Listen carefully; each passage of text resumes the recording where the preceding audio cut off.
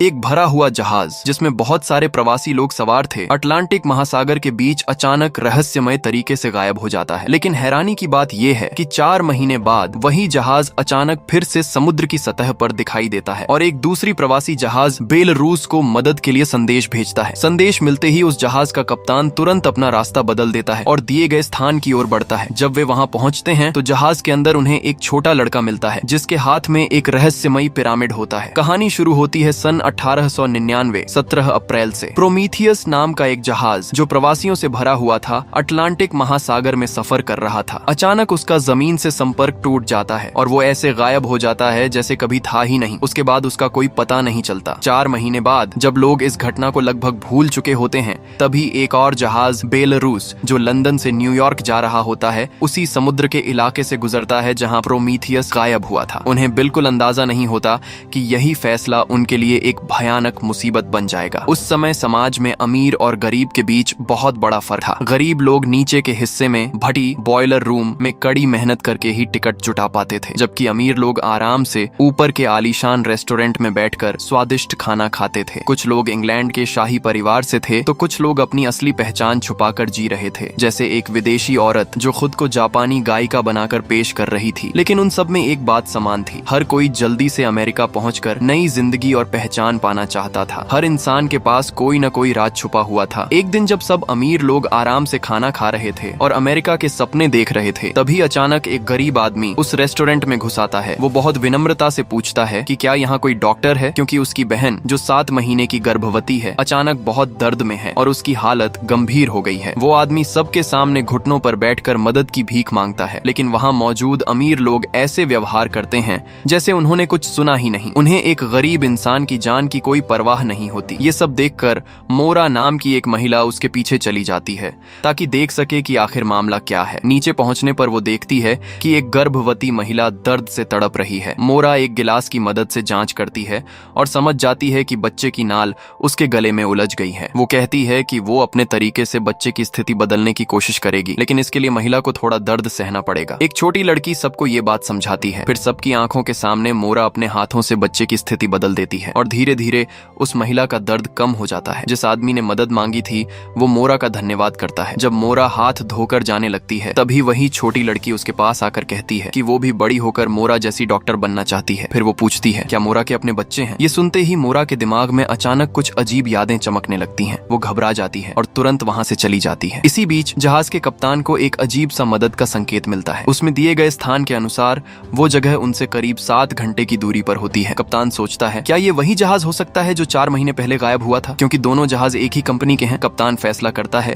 कि उन्हें वहां जाकर जांच करनी चाहिए। जैसे ही जहाज अपना रास्ता बदलता है सवार लोगों को दिशा बदलने का एहसास हो जाता है और कई लोगों के चेहरे पर डर साफ नजर आने लगता है। उन्हें लगता है कि जहाज वापस लौट रहा है। ऐसा लगता है कि हर कोई किसी न किसी चीज से भाग रहा है। मोरा भी कप्तान के पास जाती है और उससे सीधे सवाल करती है। तब कप्तान उसे प्रोमीथियस जहाज के गायब होने की पूरी कहानी बताता है और कहता है कि जो सिग्नल अभी मिला है बहुत मुमकिन है कि वही जहाज भेज रहा हो। मोरा कप्तान से पूछती है क्या उस जहाज पर अभी भी कोई जिंदा हो सकता है। कप्तान कहता है कि संभावना बहुत कम है, लेकिन जब सिग्नल मिला है तो हो सकता है कुछ लोग अब भी जिंदा हों। मोरा वहाँ से चली जाती है और उसके जाते ही कप्तान अपनी दराज से एक अजीब सा लिफाफा निकालता है। उस पर कुछ रहस्यमयी निशान बने होते हैं और भेजने वाले का नाम होता है एक्ट। पीछे एक लाइन लिखी होती है जो खो गया है वो एक दिन जरूर मिल जाएगा। थोड़ी देर बाद कप्तान फर्स्ट क्लास के सभी लोगों को इकट्ठा करता है। वो बताता है कि वो लोग उस गायब जहाज की तरफ जा रहे हैं, इसलिए सबको ये जानना जरूरी है। कुछ लोग इस फैसले से खुश नहीं होते, लेकिन उनकी कोई नहीं सुनता। कप्तान के हिसाब से प्रोमीथियस जहाज पर 1423 लोग सवार थे। अगर सिग्नल मिला है तो इसका मतलब है कि उनमें से कुछ लोग अभी भी जिंदा हो सकते हैं और उन्हें बचाना जरूरी है। इसी के साथ जहाज की रफ्तार बढ़ा दी जाती है और कुछ घंटों बाद दूर समंदर में एक जहाज दिखाई देता है। वो सच में प्रोमीथियस ही होता है। अचानक आसमान में एक तेज रोशनी उठती है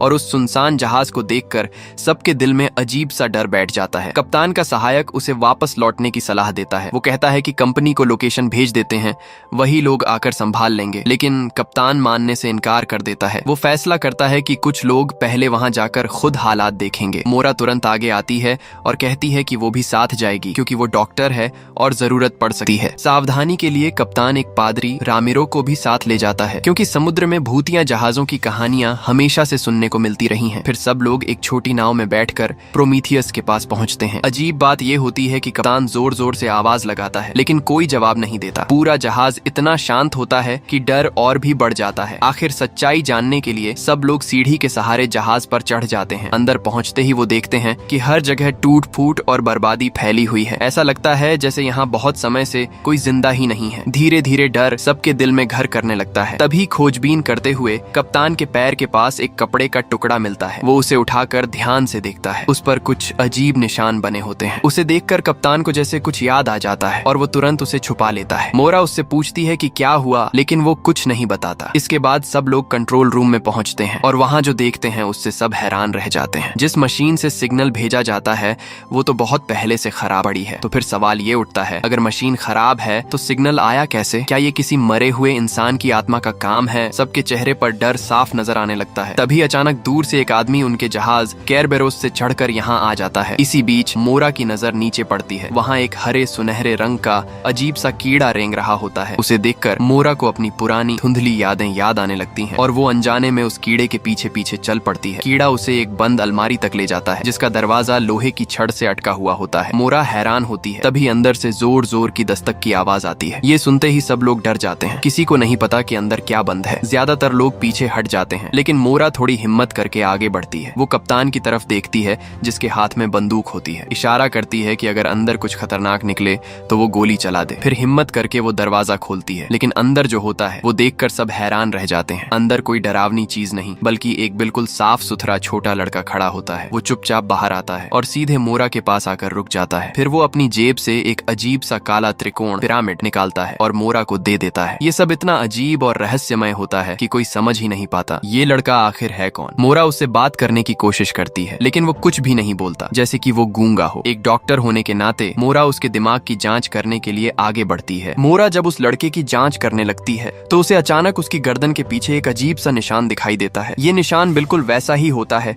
जैसा उसने पहले कहीं देखा हो। इसी बीच कप्तान जब वापस अपने जहाज पर लौटा है तो उसे एक और डरावनी खबर मिलती है। पूरे जहाज के सारे कंपास अचानक एक ही रात में काम करना बंद कर देते हैं। वो अपना खुद का कंपास निकाल कर देखता है लेकिन वो भी दिशा बताने में पूरी तरह फेल हो चुका होता है। इतने बड़े लोहे के जहाज जिसका वजन करीब 45,000 टन है, उसे देखकर कप्तान के मन में कई सवाल उठने लगते हैं। दूसरी तरफ मोरा जब अपने कमरे में लौटती है तो देखती है कि दरवाजे के पास एक अनजान आदमी खड़ा है। वो आदमी कहता है कि वो बस ऐसे ही आया था क्योंकि उसे अंदर से कुछ अजीब आवाजें सुनाई दी थी। फिर वो अपना नाम बताता है, डैनियल, और कहता है कि वो बगल वाले कमरे में रहता है। मोरा उसे देखकर अजीब सा महसूस करती है जैसे वो उसे पहले से जानती हो लेकिन याद नहीं आ रहा होता। डैनियल ज्यादा कुछ कहे बिना अपने कमरे में चला जाता है लेकिन अंदर जाते ही वो एक फोटो निकालता है और उस फोटो में साफ साफ मोरा की तस्वीर होती है। दूसरी ओर कप्तान प्रोमीथियस जहाज से लौटने के बाद से ही बेचैन रहने लगा है। असल में जो कपड़े का टुकड़ा उसे वहाँ मिला था वो उसकी मरी हुई बेटी का था और अब तो उसे अपनी बेटी की आवाज भी जहाज के गलियारों में सुनाई देने लगती है। वो समझ नहीं पाता कि ये सब आखिर हो क्या रहा है। तभी अचानक उसे दूर एक छोटी लड़की दिखाई देती है और ध्यान से देखने पर वो चौंक जाता है। वो लड़की उसकी अपनी बेटी ही होती है। कप्तान तुरंत उसके पीछे भागता है लेकिन एक पल में वो गायब हो जाती है। क्या ये सिर्फ उसका वहम है? तभी पास का एक दरवाजा अपने आप खुल जाता है और अंदर से उसकी बेटी की गाने की आवाज आती है। कप्तान बिना सोचे अंदर चला जाता है और अचानक वो खुद को अपने पुराने घर में पाता है। वही घर जहाँ सालों पहले आग लगने से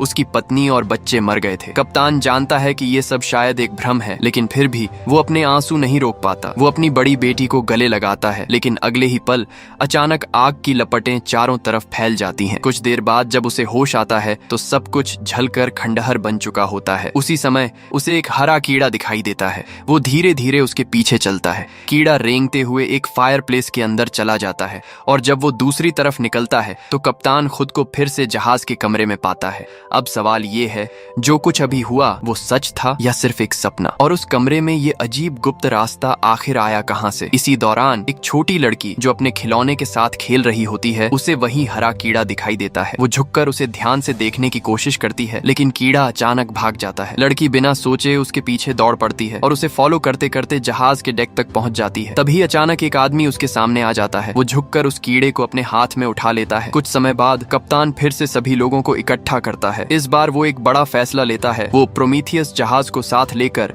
इंग्लैंड वापस जाएगा। जैसे ही वो ये बात कहता है सभी लोग जोर जोर से विरोध करने लगते हैं लेकिन कप्तान किसी की नहीं सुनता। वो हर हाल में ये जानना चाहता है कि उस जहाज के साथ असल में क्या हुआ था। फिर केरबेरोस जहाज प्रोमीथियस को खींच खींचते हुए वापस जाने लगता है। तभी अचानक जहाज पर मौजूद लोगों की नजर एक छोटी लड़की पर पड़ती है। वो डेक पर बेहोश पड़ी होती है, जैसे उसकी जान खतरे में हो। ये देखकर कप्तान प्रोमीथियस की तरफ देखता है। क्या कोई अनदेखी ताकत उसे चेतावनी दे रही है? डॉक्टर जब उस लड़की की जांच करता है तो हैरानी की बात ये होती है कि उसके शरीर पर कोई चोट नहीं होती, न कोई निशान, न कोई खरोंच, यहाँ तक कि उसकी हड्डियां भी बिल्कुल सही होती हैं। डॉक्टर की जांच के बाद ये साफ हो जाता है कि उस लड़की को न कोई जहर दिया गया था और कुछ दिन पहले तक वो बिल्कुल स्वस्थ भी थी। मोरा भी यही कहती है कि कुछ दिन पहले तक उसकी हालत बिल्कुल ठीक थी, तो फिर अचानक उसकी मौत कैसे हो गई? कप्तान अपने लोगों से कहता है कि अभी ये बात किसी को नहीं बताई जाएगी। उसी समय अचानक जहाज की रफ्तार कम हो जाती है। जब सब लोग डेक पर जाते हैं तो देखते हैं कि चारों तरफ घना कोहरा छा चुका है। ऊपर से कंपास भी काम नहीं कर रहा। अब वो लोग पूरी तरह रास्ता भटक चुके होते हैं। एक के बाद एक अजीब घटनाएं हो रही थीं। कप्तान मोरा को अपने केबिन में बुलाता है क्योंकि उसे उससे कुछ जरूरी बातें पूछनी होती हैं। लेकिन जैसे ही दोनों अंदर जाते हैं, बाहर खड़े कुछ लोग कप्तान के फैसले पर सवाल उठाने लगते हैं। उन्हें लगता है कि कप्तान की जिद की वजह से ही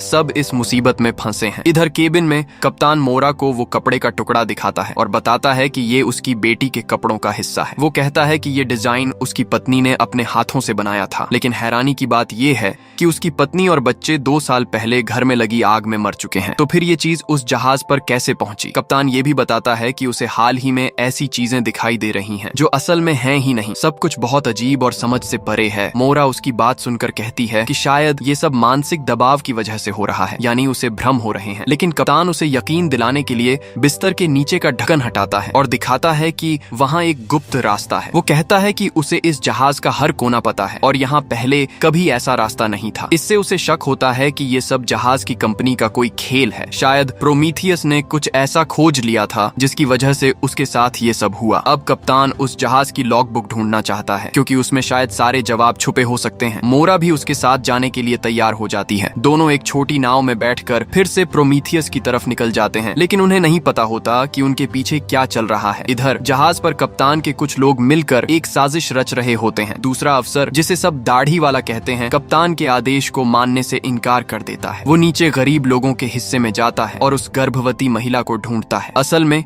जो लड़की मरी थी वो उसकी अपनी बहन थी। अब उसका मकसद साफ हो जाता है। जब सब लोग वापस नहीं जाना चाहते और कप्तान अपनी मर्जी चला रहा है तो वो सोचता है कि अगर वो बाकी लोगों को अपने साथ मिला ले तो कप्तान की ताकत छीन सकता है और धीरे धीरे लोगों के अंदर गुस्सा बढ़ने लगता है। उधर प्रोमीथियस पर कप्तान और मोरा बॉयलर के पास एक अजीब मशीन देखते हैं। ये मशीन भाप का दबाव नापकर सिग्नल भेजने के काम आती है, लेकिन कप्तान कहता है कि उसके जहाज पर यह मशीन कभी काम नहीं करती थी। इससे शक होता है कि शायद कंपनी ने इसे किसी और मकसद से लगाया था। क्या गायब हुए लोगों का इससे कोई संबंध है? तभी मोरा बॉयलर को देखकर कुछ सोचने लगती है और उसे खोलकर अंदर देखने की कोशिश करती है। कप्तान पूछता है, क्या उसे लगता है कि किसी ने यहाँ लाशें जला दी हैं? मोरा कहती है, अगर अंदर से छोटे छोटे दांत या हड्डियों के टुकड़े मिल जाए तो सच्चाई पता चल सकती है। दोनों अंदर देखने लगते हैं और तभी कप्तान को वहाँ से एक किताब मिलती है। वो निकाल कर देखता है। ये प्रोमीथियस जहाज के यात्रियों की सूची होती है, लेकिन जैसे ही वो एक खास नाम देखता है वो बुरी तरह चौंक जाता है। वो तुरंत उस किताब को छुपा लेता है ताकि मोरा को पता न चले। मोरा उसके चेहरे के भाव देखकर पूछती है, क्या कुछ मिला? लेकिन कप्तान झूठ बोल देता है और कहता है कि उन्हें अब वापस चलना चाहिए। दूसरी तरफ दाढ़ी वाला अफसर जहाज के गलियारे में 3 और लाशें देखता है। जब से कप्तान ने वापस जाने का फैसला लिया है तब से एक के बाद एक लोग मरते जा रहे हैं और हैरानी की बात यह है कि सबकी मौत का तरीका बिल्कुल उसी लड़की जैसा है। अब उसे यकीन हो जाता है कि कप्तान कुछ खतरनाक चीज अपने साथ ले आया है। वो तुरंत मुख्य अफसर के पास जाता है और कहता है कि अब वक्त नहीं है, उसे जहाज की कमान संभाल लेनी चाहिए। साथ ही वो ये भी कहता है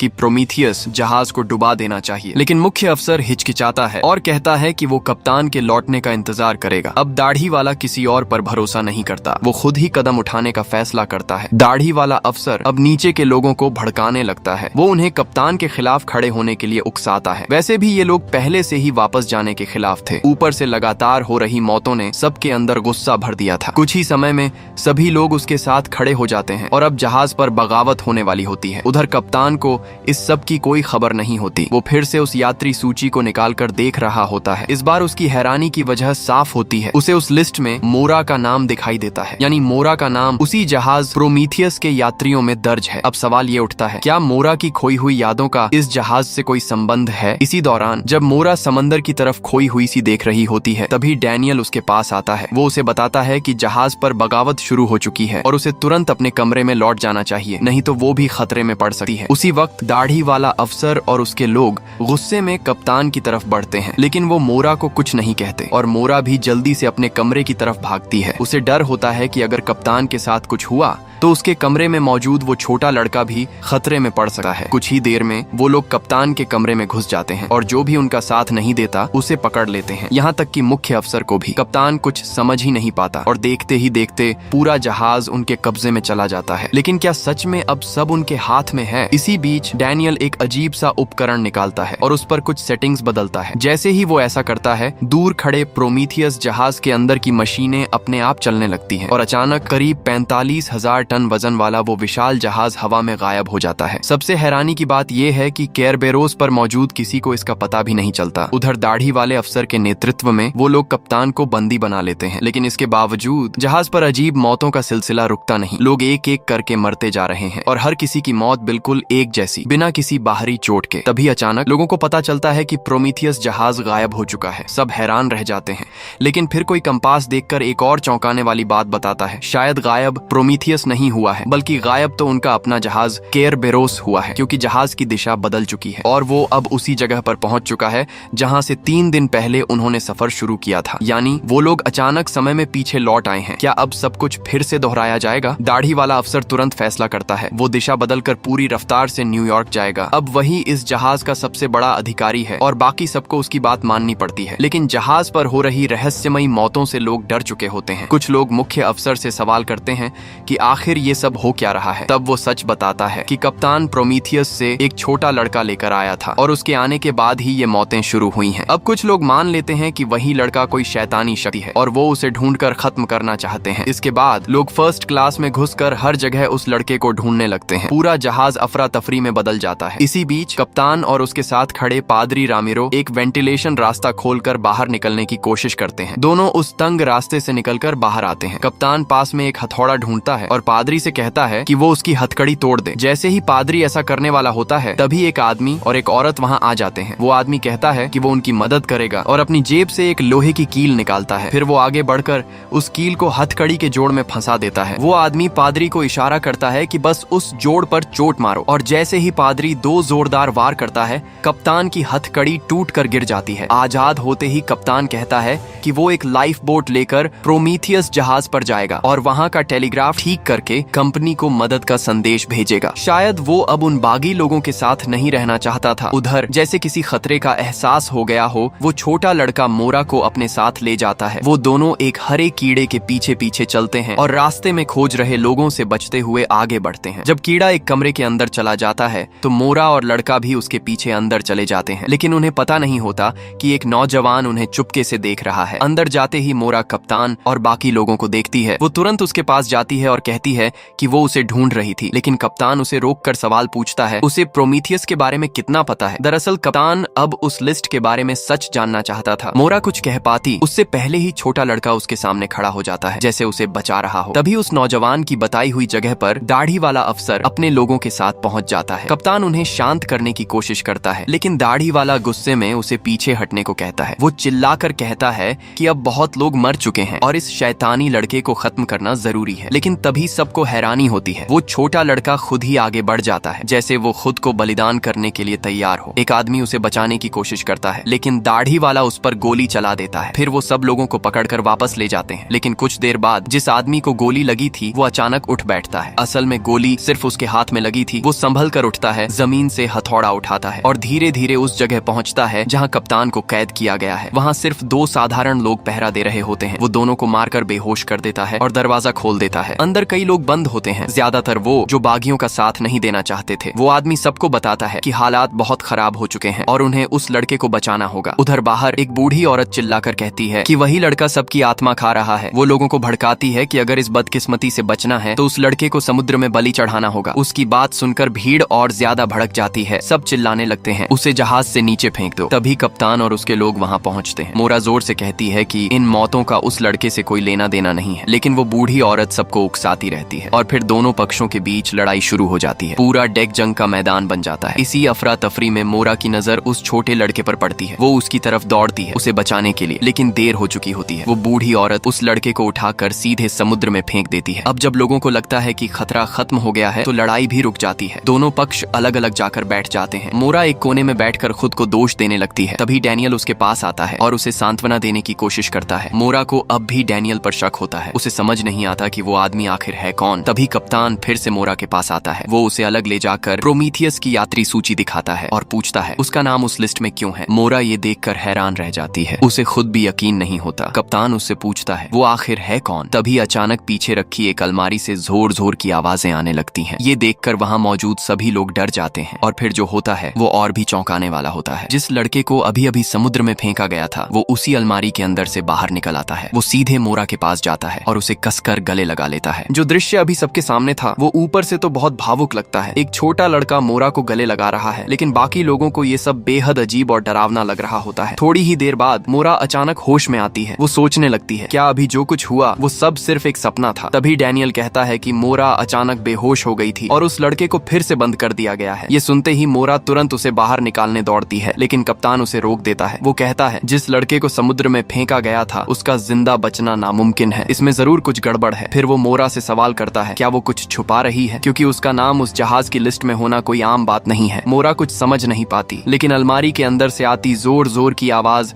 उसे बेचैन कर देती है। वो सीधे उस अलमारी के पास जाती है और तभी एक हैरान कर देने वाला नजारा सामने आता है। ऐसा लगता है जैसे समय और जगह दोनों रुक गए हों। सब कुछ एकदम स्थिर हो जाता है। मोरा धीरे धीरे आगे बढ़ती है और जमीन पर पड़ी एक गोली को देखती है। वो हाथ बढ़ाकर उस गोली को उठा लेती है जैसे सब कुछ उसके कंट्रोल में हो। वो आसपास खड़े लोगों को देखती है, लेकिन किसी को समझ नहीं आता कि ये क्या हो रहा है। तभी फिर से अलमारी के अंदर से आवाज आती है और मोरा को याद आता है कि लड़का अभी भी अंदर बंद है। वो तुरंत अलमारी खोल देती है। अब सवाल ये है क्या ये सब उसी लड़के की वजह से हो रहा है। जैसे ही लड़का बाहर आता है मोरा उससे पूछती है ये सब क्या है, लेकिन लड़का कुछ नहीं बोलता, बस उसका हाथ पकड़कर उसे वहाँ से बाहर ले जाता है। अचानक पूरे जहाज में तेज अलार्म बजने लगता है और फिर जो होता है वो और भी खौफनाक है। ज्यादातर लोग जैसे किसी अजीब असर में आ जाते हैं। उनकी आंखें खाली हो जाती हैं और वो बिना कुछ सोचे समझे चलने लगते हैं। एक महिला अपनी बेटी की आवाज सुनती है। वो पलट कर देखती है, लेकिन अगले ही पल वो सीधे रेलिंग पार करके समुद्र में कूद जाती है। मोरा ये देखकर दंग रह जाती है और फिर एक एक करके कई लोग बिना सोचे समझे समुद्र में कूदने लगते हैं। पूरा दृश्य इतना डरावना होता है जैसे सब लोग खुद ही मौत की तरफ जा रहे हों। उधर छोटा लड़का मोरा को अपने कमरे में ले जाता है। वो बिस्तर हटाता है और नीचे छिपा एक गुप्त दरवाजा खोलता है। फिर वो चुपचाप उस रास्ते के अंदर उतर जाता है। मोरा भी पीछे पीछे जाती है और देखती है कि लड़के के हाथ में वही हरा कीड़ा है। कीड़ा अचानक तेजी से एक दिशा में बढ़ता है और जैसे ही वो आगे जाता है एक नया रास्ता खुल जाता है। लड़का उसके पीछे पीछे चल देता है और मोरा भी मजबूरी में उसके पीछे जाती है। अंदर एक अजीब सुरंग बन चुकी होती है। मोरा बिना रुके उसमें आगे बढ़ती है और जब वो बाहर निकलती है तो वो खुद को एक बिल्कुल अलग जगह पर पाती है। ऐसा लगता है जैसे वो किसी और दुनिया में आ गई हो। अब साफ हो जाता है कि वो हरा कीड़ा उन्हें एक जगह से दूसरी जगह ले जा सकता है, यानी वो समय और जगह के बीच रास्ता खोलता है। लेकिन तभी मोरा देखती है कि लड़का कहीं गायब हो चुका है। दूर उसे एक बड़ा सा घर दिखाई देता है और वो वहां जाने का फैसला करती है। उधर जहाज पर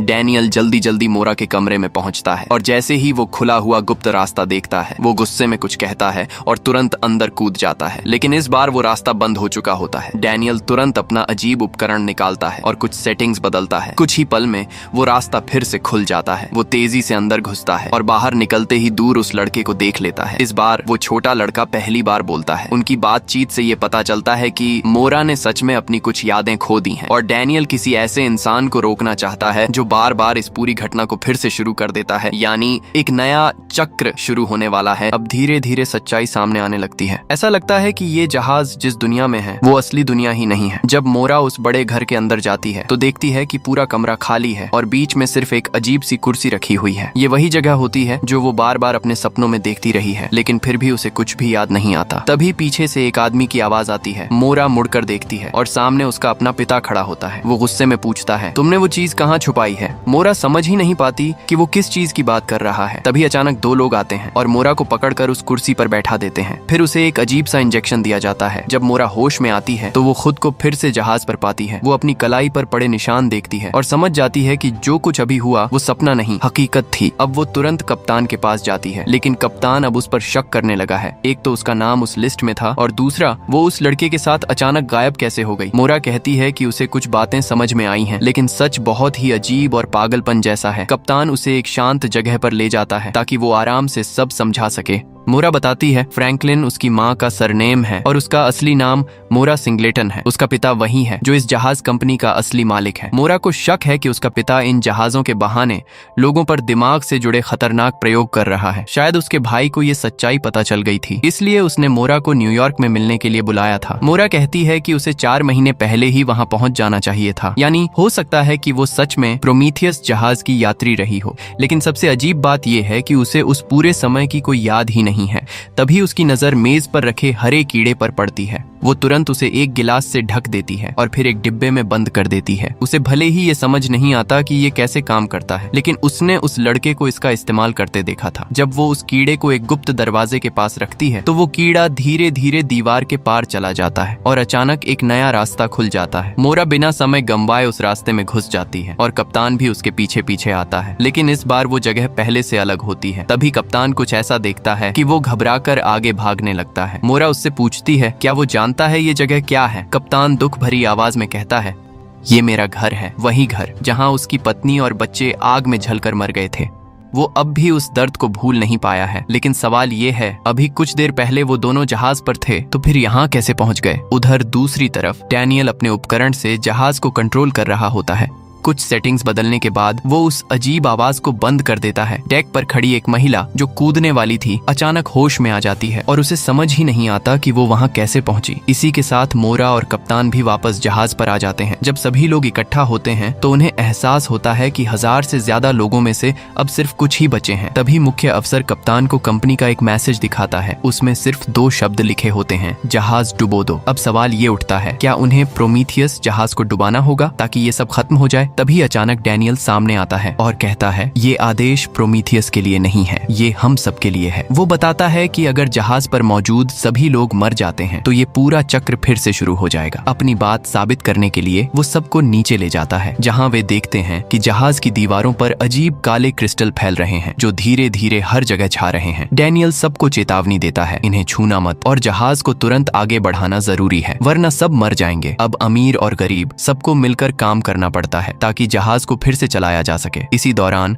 मोरा कप्तान के साथ फिर से उसी गुप्त रास्ते से उस दूसरी दुनिया में पहुंचती है। वहां उसके पिता नहीं होते, लेकिन जब कप्तान खिड़की खोलता है तो वो देखकर चौंक जाता है। खिड़की के बाहर जो दिख रहा होता है वो कोई बाहर की दुनिया नहीं बल्कि खुद जहाज का ही हिस्सा होता है। ये देखकर दिमाग सुन्न हो जाता है। मोरा भी पास जाकर लकड़ी के तख्ते हटाने लगती है ताकि वो सच को और साफ देख सके। दीवार के पीछे कोई दूसरी दुनिया नहीं बल्कि सिर्फ जहाज का बाहरी लोहे का ढांचा होता है। यानी क्या वो लोग कभी इस जहाज से बाहर निकले ही नहीं। अब सच्चाई धीरे धीरे खुलने लगती है। असल में ये पूरी दुनिया एक वर्चुअल सिस्टम है, एक नकली दुनिया जिसमें ये सब लोग फंसे हुए हैं। सच्चाई जानने के लिए मोरा खुद इस सिस्टम के अंदर जाकर वजह ढूंढने की कोशिश करती है, लेकिन इस बार वो वापस नहीं आ पाती क्योंकि सिस्टम को किसी ने अपडेट करके बदल दिया है। अब वो पहले जैसा नहीं रहा और मोरा का उस पर कंट्रोल भी खत्म हो चुका है। इतना ही नहीं, उसकी पुरानी यादें भी मिटा दी जाती हैं और उसे एक नई पहचान दे दी जाती है, एक साधारण अकेली लड़की की। लेकिन मोरा ने पहले से ही एक चाल चल रखी थी। उसने अपने लिए एक कुंजी और संकेत छुपा कर रखा था जिसकी मदद से वो कभी भी इस नकली दुनिया से बाहर आ सकती थी। लेकिन ये बात सिस्टम के अंदर मौजूद एक और ताकत को पता चल जाती है और वो कोई और नहीं बल्कि उसका खुद का पिता होता है। असल में मोरा ने पहले अपने पिता का कोड इस सिस्टम में डाला था, लेकिन लगातार अपडेट्स के कारण वो कोड अब खुद सोचने समझने लगा है, यानी उसमें खुद की चेतना आ गई है। अब उसका पिता भी इस वर्चुअल दुनिया में फंस चुका है और वो उस कुंजी और संकेत को हासिल करना चाहता है ताकि खुद असली दुनिया में वापस जा सके। उसके पास अब सिस्टम को थोड़ा बहुत बदलने की ताकत भी आ चुकी है, लेकिन एक चीज ऐसी है जो इस सिस्टम के नियमों में नहीं बंधी। मोरा का बेटा, वो लड़का इस सिस्टम के नियमों से पूरी तरह आजाद है, इसलिए वो कई बार ऐसी चीजें कर पाता है जो बाकी कोई नहीं कर सकता। लेकिन क्योंकि मोरा की यादें मिटा दी गई हैं, वो अपने ही बेटे को पहचान नहीं पाती। हर बार जब सिस्टम फिर से शुरू होता है तो जहाज लंदन से न्यूयॉर्क की यात्रा पर निकलता है और इस दौरान मोरा का पिता उस कुंजी और संकेत को ढूंढने की कोशिश करता है। अगर वो ऐसा नहीं कर पाता तो जैसे ही मोरा अपने मंजिल तक पहुंचती है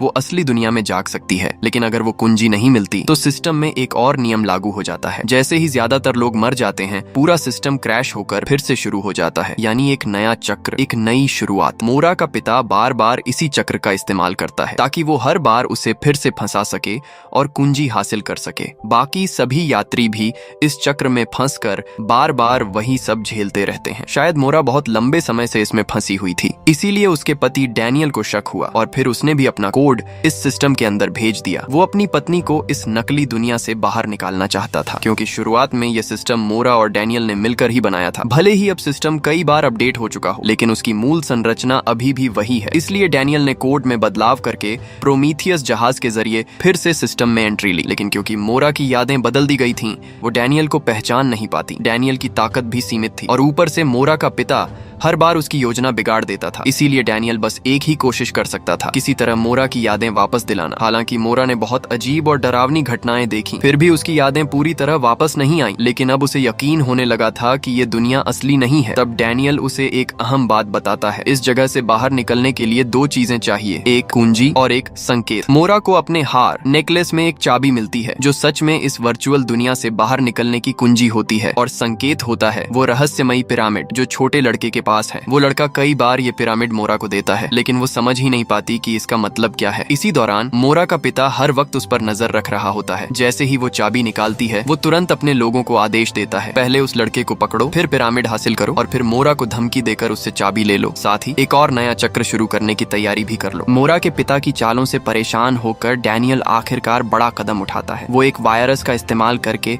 सीधे पूरे सिस्टम में घुस जाता है। उसका मकसद सिर्फ एक है, किसी भी तरह मोरा को जबरदस्ती जगा देना। लेकिन ये कदम काफी खतरनाक था, क्योंकि ये वायरस कंट्रोल में नहीं था। जैसे जैसे सिस्टम में गड़बड़ी बढ़ती है, पूरा माहौल बदलने लगता है और बाकी सभी यात्री भयानक भयानक भ्रम, हेलुसिनेशन देखने लगते हैं। हर किसी के लिए ये एक डरावना सपना बन जाता है। उधर मोरा का पिता समझ जाता है कि हालात हाथ से निकल सकते हैं, इसलिए वो जल्दी से अपने लोगों को भेजकर मोरा को पकड़वा लेता है और आखिरकार उससे चाबी भी हासिल कर लेता है। इस समय मोरा को अब भी लगता है कि ये सब उसके पिता की साजिश है, लेकिन पिता उल्टा उसी पर इल्जाम लगाता है। वो कहता है कि ये पूरा सिस्टम, ये अनंत चक्र, सब कुछ मोरा की ही वजह से बना है। अब स्थिति उलटी हो चुकी है। मोरा सोचती है कि उसका पिता विलेन है और उसका पिता मानता है कि असली गुनहगार मोरा ही है। लेकिन अब उसके पास चाबी आ चुकी है, इसलिए वो तय करता है कि वो बाकी लोगों के साथ इस वर्चुअल दुनिया से बाहर निकल जाएगा और मोरा को हमेशा के लिए इसी चक्र में फंसा छोड़ देगा। लेकिन यहीं पर खेल पलट जाता है। जैसे ही मोरा की आंख खुलती है, वो जहाज पर नहीं होती, क्योंकि डैनियल ने पहले ही सिस्टम को तोड़ दिया था। पूरा जहाज वाला सिमुलेशन अब क्रैश हो चुका था। उधर जब पिता पिरामिड में चाबी लगाकर बाहर निकलने की कोशिश करता है, तो कुछ भी नहीं होता, सब बेकार। वो समझ जाता है किसी ने कोड बदल दिया है और वो कोई और नहीं, डैनियल है। इसी बीच मोरा एक जगह पहुंचती है जहां एक क्रॉस सलीब के नीचे एक कमरा होता है। अंदर जाने पर वो देखती है वहां उसकी, डैनियल और उनके बच्चे की फोटो रखी है। यानी सच्चाई अब सामने है। कुछ देर बाद डैनियल भी वहां पहुंच जाता है। वो मोरा को बताता है उसने संकेत और चाबी दोनों को बदल दिया है। अब नया पिरामिड अलग है और असली चाबी है उनकी शादी की अंगूठी। डैनियल मोरा से कहता है तुम्हें हर हाल में जागना होगा, क्योंकि असली कंट्रोल अब उसके पिता के पास नहीं है, बल्कि उसके भाई के पास है। अब पूरा राज खुलता है। ये सिस्टम असल में मोरा और डैनियल ने मिलकर बनाया था अपने बेटे की याद में। लेकिन जब मोरा इसमें आई तो उसके भाई ने इस सिस्टम पर कब्जा कर लिया। उसने इसे अपग्रेड किया और इसे स्पेस ट्रैवल में इस्तेमाल करना शुरू कर दिया। यानी जो लोग लंबे समय तक सोए रहते हैं हाइबरनेशन में, उन्हें इस वर्चुअल दुनिया में रखा जाता है ताकि वो एक अलग जिंदगी जी सकें। इस गेम में एक नियम है, सब लोग अपनी असली यादें भूल जाते हैं ताकि अनुभव असली लगे। इसी वजह से मोरा भी सब कुछ भूल चुकी थी। डैनियल बताता है कि मामला जितना दिख रहा है उससे कहीं ज्यादा जटिल है, लेकिन फिलहाल सबसे जरूरी है मोरा का जागना। और आखिरकार नई चाबी और नए संकेत की मदद से मोरा असली दुनिया में जाग जाती है। लेकिन जागने के बाद जो वो देखती है वो और भी चौंकाने वाला है। वो अंतरिक्ष स्पेस में है, चारों तरफ लोग कैप्सूल में सोए हुए हैं और वो सब भी उसी वर्चुअल गेम का हिस्सा थे। असल में ये सब एक स्पेस मिशन था जहाँ लोग लंबे सफर के दौरान इस सिस्टम में जी रहे थे, लेकिन पिता की छेड़छाड़ की वजह से सब इसमें फंस गए। अंत में मोरा को अपने भाई का एक मैसेज मिलता है जिसमें प्रोमीथियस प्रोजेक्ट का जिक्र होता है और उसे असली दुनिया में वापस आने पर स्वागत किया जाता है। लेकिन क्या ये सच में रियल वर्ल्ड है या फिर ये भी एक और लेयर है, एक और भ्रम? इसका जवाब अभी बाकी है।